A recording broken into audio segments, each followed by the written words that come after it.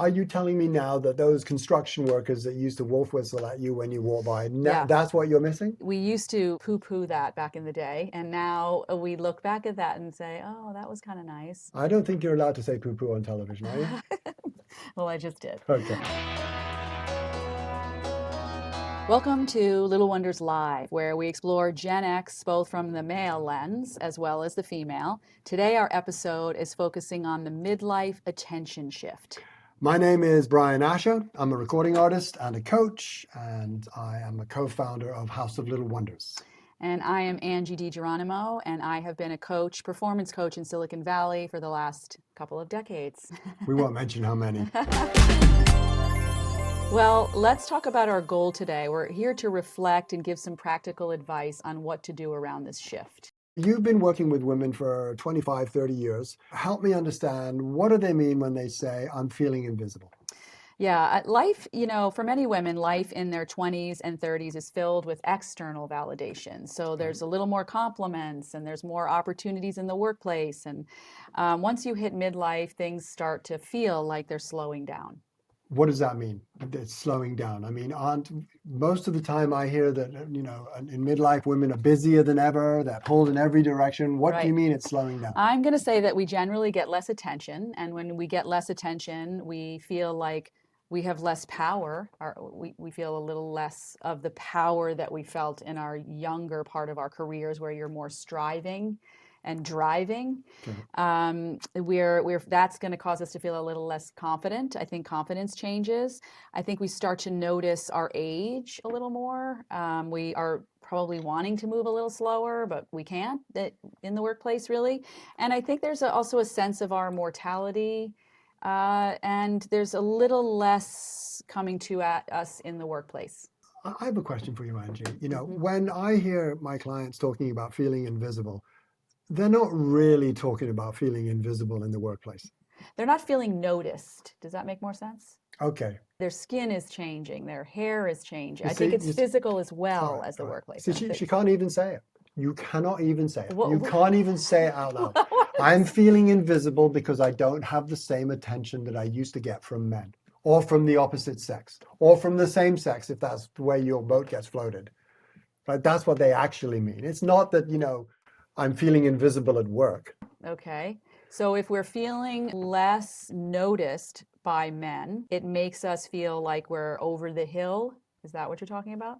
I don't know. I'm trying to figure out what you're talking about. What we're talking about is feeling invisible. And I'm just saying that means you're feeling less noticed by men. And I just want to hear you say it. Okay. I guess the attention was the first thing that I said, right? So okay. I think a lot of women are feeling, yes, that they are getting less attention from the people they want attention from.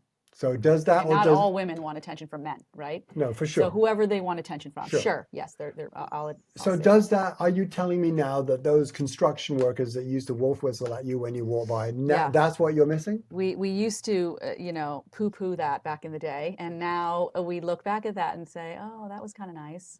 I was getting attention. I don't think you're allowed to say poo-poo on television, are you? Well, I just did. Okay. All right. I'm feeling invisible because I get less attention from men. So that might be, men in the workplace. It might even be their husband or their partners. My sexy other, the person that I want to get attention from, right? Whoever that might be. Yes. Yeah. How else are they feeling invisible? How else does that manifest? It makes you feel a little less powerful, I guess. Your confidence is different. You're starting to notice your age a little more. Your mortality is there. The workplace opportunities aren't as much. Okay. So basically, you're just getting older. You're getting older. That's gotta feel isolating. Yes. So what advice would you give to women? I'm not in the advice business, especially when it comes to women. Speaking as a Gen X guy, that is out of my purview. But I will make some observations from my own experience. Okay. The first thing I can say that as a man, I say, welcome to the kids' table. That's where we've been sitting our whole lives. We haven't had attention our whole lives. We've had to fight for every little bit of attention that we've ever gotten from women or whomever we're attracted to. We've had to become achievers. We've had to grow our personality, our sense of humor. We've had to, get out there and kick some ass in the world just to stand apart and get attention. for those women who have been lucky enough to be sitting at the banquet table of attention their whole lives, and now they're finding that, the banquet isn't quite as resplendent as it used to be. I'm like, come on down to the hamburger stand. That's where we've been our whole lives. So you're saying that feeling of, eyes aren't always looking at me, or opportunities aren't always coming my way, or I have to work my way into that has happened for you a lot younger than it's happening for us in some.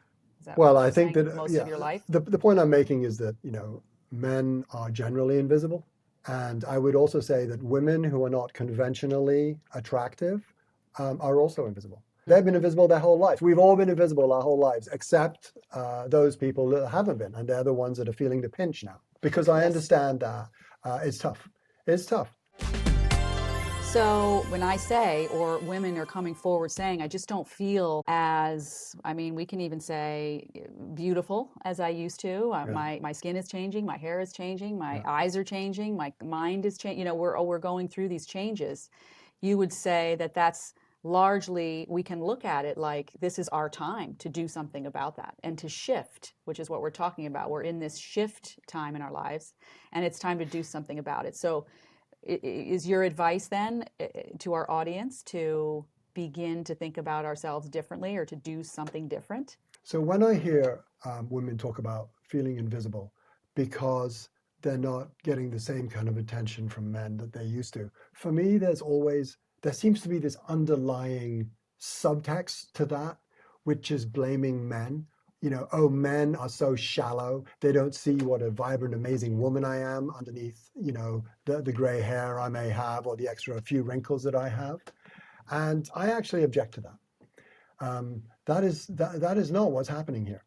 Because time and time again, we see examples of men being with older, amazing women. Mm-hmm. I'm just thinking of a conversation we just had last week when we spoke about Prince Charles, now King Charles, Right. how he used to be married to one of the great beauties of right. our generation, which was Lady Diana Spencer.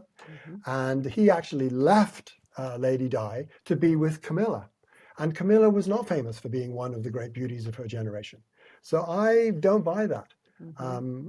I actually believe that people in general are attracted to people who are vibrant, interesting, have a sense of humor, have something going on. Women especially are attracted to men who have something going on. Women are not generally attracted to looks.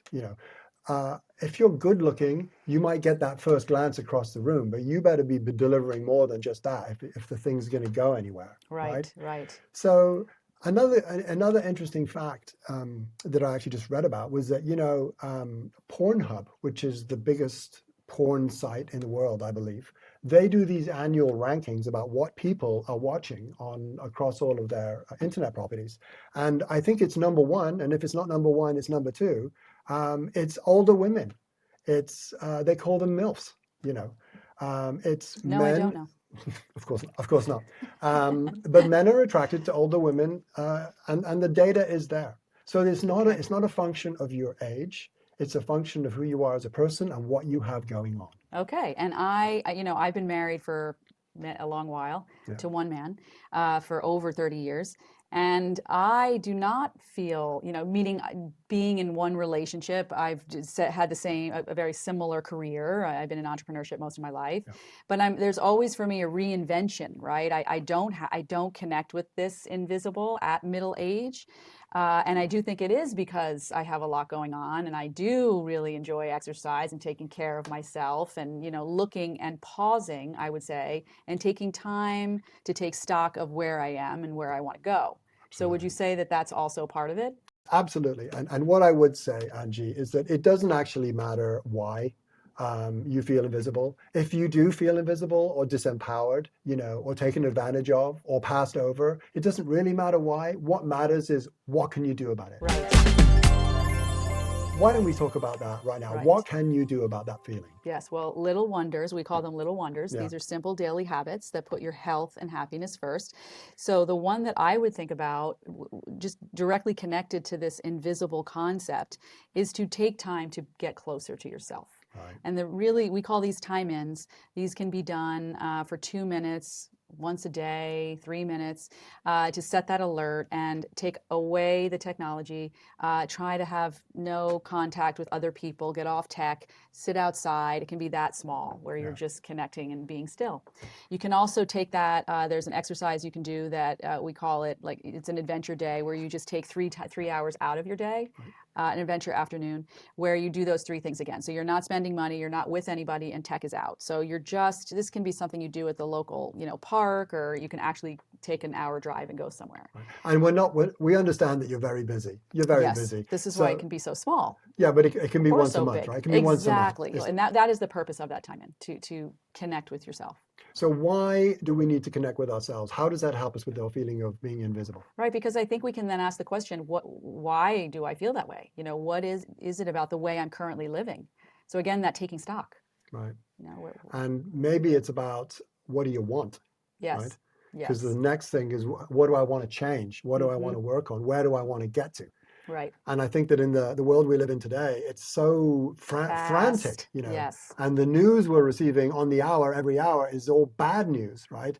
The amount of bandwidth we have to investigate what's going on inside is zero, right? Like we have to scratch it out or it won't happen. Right. We got to be intentional about making time for that inner work Yes. to figure out what it is that we want. And a lot of people, it doesn't have to be complicated. A lot of when they hear meditation, it's, oh, I can't meditate. My mind is too busy. I can't. So it's okay to go for things that make you feel connected to the quiet. So that could be a walk. It could be sitting with your pet. What we just want to take out is the screens. I believe that people in general are attracted to charisma. It's not so much about how you look, it's about how you feel about yourself. It's about the confidence you have in yourself. Right. And I can understand that, if there's changes happening in your life, the kids have left, maybe you used to be married and you're not married anymore. These things can have a knock-on effect of your confidence for sure. So for me, the first thing, if we're going to get rid of this invisibility deal, it's take some time to get back to you. So the time-ins is a piece, but also you need to focus on your physical body. You need to focus on your health, right? You got to get strong, like lose a little bit of weight, start to work out, do some weight training, because that's going to give you confidence. And there's nothing sexier than confidence. Yes, right? 100%. Yeah. And that's what we're recommending for the idea, the feeling, the emotion of this invisible concept, because it is reported in most midlife science that we feel invisible. Women, Gen X women feel invisible. Yeah. So hopefully these help. So time-ins, take some time, take 6 months to get your body back, Right. your strength back, and get your confidence back. And then once you've done that, you can start to look outward.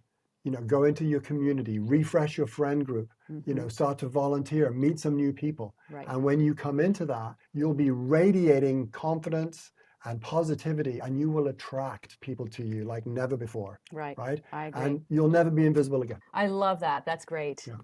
Well, thanks for joining us today. Next time, we're going to be talking about the H word, hormones, and the M word, which is menopause. So I personally am going to be bringing my crash helmet for that. And you can check us out at thehouseoflittlewonders.com and on socials with Little Wonders with Angie.